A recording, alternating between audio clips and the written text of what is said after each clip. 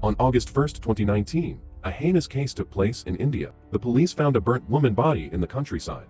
The victim was a young professor named Sabah. She was suspected to be killed and buried after being raped. The time of death was between 9 p.m. the day before. Sabah was teaching at a university. Not only did she look beautiful, but her academic performance was also outstanding. She had a certain social status. As a result, this case quickly attracts the attention of the public and the media. Then it triggers a riot by students in Sabah's school. The chief minister, Rao, is under pressure, so he orders the deputy director of the local police station, Sajjan, to solve the case as soon as possible.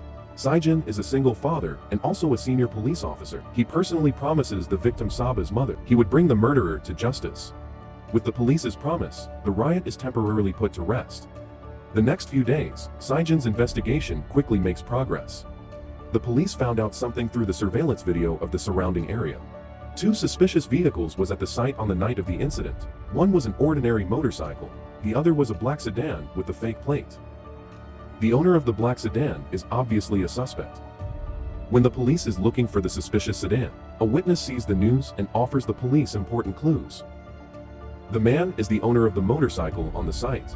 According to him, he caused a small accident by hitting a fence around the crime scene that night. He fell on the side of the road. When he got up, he saw a black car parked nearby. Soon, 4 men walked out of the car and pulled a woman body out of the trunk. The 4 men then poured gasoline on the body and started burning. The owner of the motorcycle was so scared that he forgot to call the police. Until the 4 men left, he then rode the motorcycle away from the scene. Based on the testimony of this motorcycle owner, Sajjan soon locks up 4 suspects and arrests them one by one. But the tricky thing is that they usually help local officials and related departments do some dirty work. For example, threatening households whose houses to be demolished, expelling street vendors, and so on. Because of this, although they are all guilty, they are still free from the law. At this time, facing the police's interrogation, the 4 thugs also seem to be extremely uncooperative. Therefore, the police has never been able to get any details of the murder of Sabah from their mouths.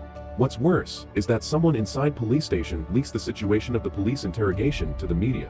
In the meantime, angry people gather at the police station, asking the police to punish the murderer. The police officers couldn't stand the pressure, and call Sajjan to immediately hand the suspect over to the higher police department. Sajjan soon realizes that the so-called handover of suspects is just an excuse to get them out. The 4 thugs, who will soon be released on bail. After thorough consideration, Sajjan makes a decision. On the way escorting the suspects, he asks the driver to a desolate beach. Then he kills all 4 suspects. He also shoots his best colleague Sid's arm, forging the illusion that the suspects are trying to escape by attacking the police and get killed. After that, Sajjan convinces other police officers, including Sid, to testify with them. The news of the death for 4 suspects shocked the whole India. The majority applauds Sajjan's decisive behavior. Overnight, Sajjan becomes famous as a national hero. Although the police executives are extremely dissatisfied with Sajjan's actions without permission, but for the sake of the police's dignity, the senior officials have to put up with it and defend Sajjan in front of the media. However, Sajjan's behavior is still strongly questioned by the local human rights organization. The organization believes that Sajjan has no right to execute the suspects himself. According to the relevant regulations, the police can only shoot the suspects below waist. Now that Sajjan directly killed all 4 suspects who was trying to escape, it is obviously a major mistake, even a crime. Because of this, the human rights organization decides to sue Sajjan for murder. At the same time, Sajjan's son, who is in elementary school, is hit by a car in front of the school gate. The driver ran away. The CCTV footage at the school gate shows that the car hit his son on purpose. And since the car was using a fake plate, it's hard to find the trace. But as everyone can tell, the car accident is related to the shooting of those suspects. It's very possible that the protective force of the 4 suspects created this car accident out of revenge for Sajjan.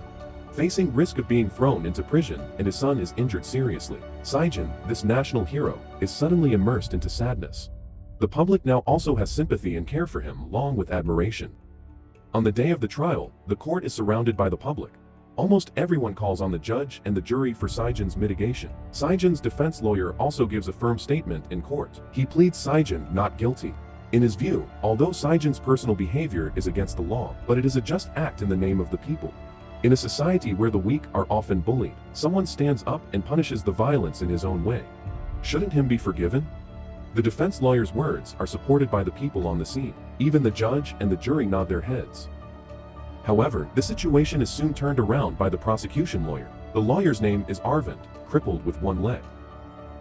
Arvind takes the lead in the case and slowly gets up, then summons the first witness. This witness is like Sabah's mother. She is also a mother who has experienced the pain of losing her daughter. 2 years ago, her 14-year-old daughter went to a rich family to be a nanny. Unexpectedly, she was violated by the male master. Just when the girl was about to report this case to the police, she was hit by a car to death on street, and the police closed the case as an accident. For 2 years, this mother, who has no rights and no power to get justice for her daughter. The public does not care, the media does not care, and even the relevant law enforcement agencies are indifferent. No one cares about her. The story makes the judge and everyone present feel confused. What does this tragic mother's experience have to do with the 4 suspects in Sajjan's shooting case? The lawyer Arvind understands everyone's doubts, but he doesn't rush to explain. Instead, he summons another witness. This person is the president of the National Women's Protection Association. Then Arvind starts to tell the story of this female president. On the day Sabah's body was found, this president posted something on social media, expressing her shock to Sabah's death. But in India, women aged from 8 months to 70 years old may be subjected to rape. According to official statistics, there will be 1 Indian woman being violated every 16 minutes. However, as the president of the National Women's Protection Association, she has never paid attention to those cases. Just 2 days before Sabah's death, a murder took place that's not far from her office. The victim was a 3-year-old young girl, but this president was indifferent. On the day of the incident, she even posted posts on social media to wish her husband happy birthday. So here's the question. Since this president has not intervened about any woman violent cases, she doesn't care about the rights of Indian women. Then why was she so shocked by Sabah's murder case? In fact, not only this female president, the vast majority of media in India has barely reported on such cases. Just like the death of the first witness's 14-year-old daughter, the media has never cared.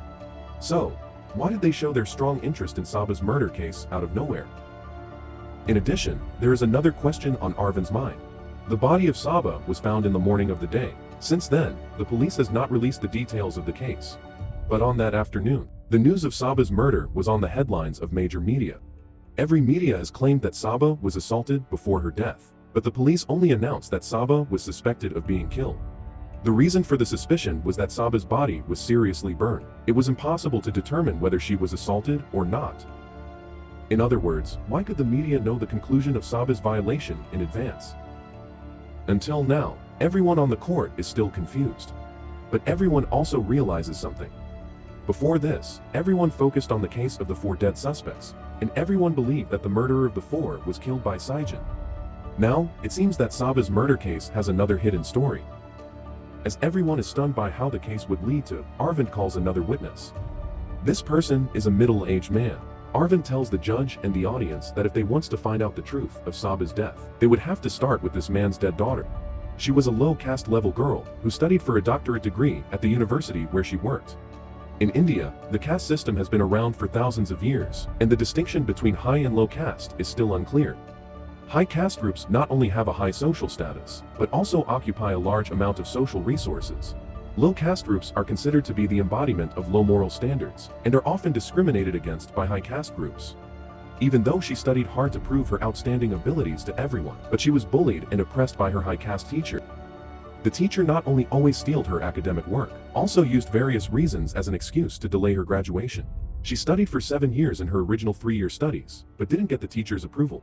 Over the past 7 years, she not only had to pay expensive tuition every year, but also had the possibility of being humiliated by the teacher all the time. In desperate, she left a letter to her father and chose to commit suicide. Her father, who knew the bad news, rushed to the school to seek justice for his daughter, but he was kicked out by the school. Sabah accidentally noticed this poor father, and learned from him the truth that his daughter had been bullied by her teacher for a long time. After a detailed investigation, Sabah found out that his daughter's experience was not alone in this university. In the past 10 years, the number of low-caste students who had chosen to commit suicide increased to 52 because of academic oppression. This angered Sabah. For this reason, she publicly exposed the malice of the teacher at the school meeting, and strongly requested that the school administration set up an investigation team to seek justice for the low-caste students who committed suicide, including that father's daughter and other 52 people. However, for Sabah's suggestion, the school administration thought it's not a big deal. In a helpless situation, Sabah ran to the local police station to report. Who knew that the police and the school were on the same boat and refused to file a case? Sabah could only write an appeal letter. She was ready to report to higher authorities. Who knew? Sabah was killed before the appeal letter was sent out. The murderer of Sabah was no one else, but the malicious teacher. On the way home after Sabah's work, he hit her to death and quickly escaped the scene. That is the truth of Sabah's death. In other words, Sabah was not killed by those dead suspects, but died of a personal grudge. So how did this case even attract the national attention? Then, Arvind summons the last witness. This person is the policeman who was injured in the assassination of the four suspects. Sid's testimony and Arvind's previous investigation have combined to restore the truth of this case. It all starts with the chief minister, Rao, assigned the case to Sajjan. It turns out that during this time Rao had been concentrating on his election. Rao's recent election votes was extremely low, and the prospects were not optimistic, because he made several scandals, such as corruption. What's worse, Sabah was hit by a car in his election area. At first, this case had nothing to do with Rao, but the deputy director of the police station, Sajjan, gave him a suggestion that could win his election.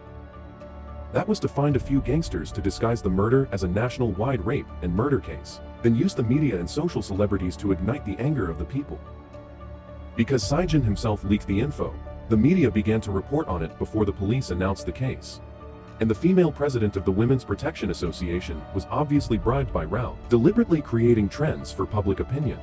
After the public opinion was boiling, Rao personally sent Sajjan to investigate the case. As long as Sajjan can solve this case smoothly, he will become a hero in the eyes of the people. As a result, Rao could naturally get a good reputation in return, and increase his election votes and win back the people's heart. According to Sajjan's original plan, there was no part of killing the four suspects. But Rao changed his mind. Because this can both strengthen the image of Sajjan being a hero, and can also eliminating the trouble and trace. As expected, after Sajjan killed the four suspects, he was quickly pushed to the altar by the people, and Rao's election also rebounded. Rao and Sajjan's plan was not only extremely successful, but also very meticulous. However, it didn't escape the eyes of the police officer Sid. From the beginning, he was very concerned about the plan of Rao and Sajjan. Under the condemnation of conscience, Sid finally decided to stand up and accuse their evil plan. Now, the truth finally comes to light. Sajjan and other suspects, including the murderer of Sabah, are all severely punished by the law. It's just that there's no direct evidence to convict Rao, so he escapes from the justice and continued his election campaign. After the court, Sid goes to the prison to visit Sajjan. Surprisingly, he and Sajjan don't seem to have any grudges. From their conversation, we learn there is actually another part of the story. It turns out that when Rao ordered Sajjan to shoot the four suspects, Sajjan immediately expressed his opposition, but under the strong pressure of Rao, he still followed the instructions, shot and killed the four suspects. However, in order to force Sajjan to always be loyal to himself, Rao actually instructed people to hit Sajjan's son badly on purpose. In Rao's own words, the tragedy of a hero can always push forward history. After his son was injured, Sajjan finally regained consciousness. Staying with a cold-blooded political animal like Rao, the final result can only be a counterattack.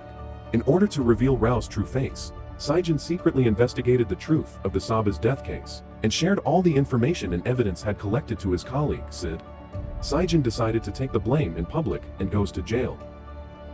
Although Rao escapes the legal sanctions, Sajjan is not discouraged, because Arvind is not just an ordinary prosecution lawyer, but a friend to him. It turns out that Arvind was a senior detective. 6 years ago, when he was investigating a case, he violated the interests of Rao. As a result, Arvind's wife was killed by Rao, and he even ordered people to beat Arvind to cripple. Now Arvind, who gave up his police job, has become a lawyer. For the rest of his life, he will continue to seek justice and send Rao behind the bars. Okay, that's today's movie. Don't forget to like and subscribe. Thanks for watching. See you next time.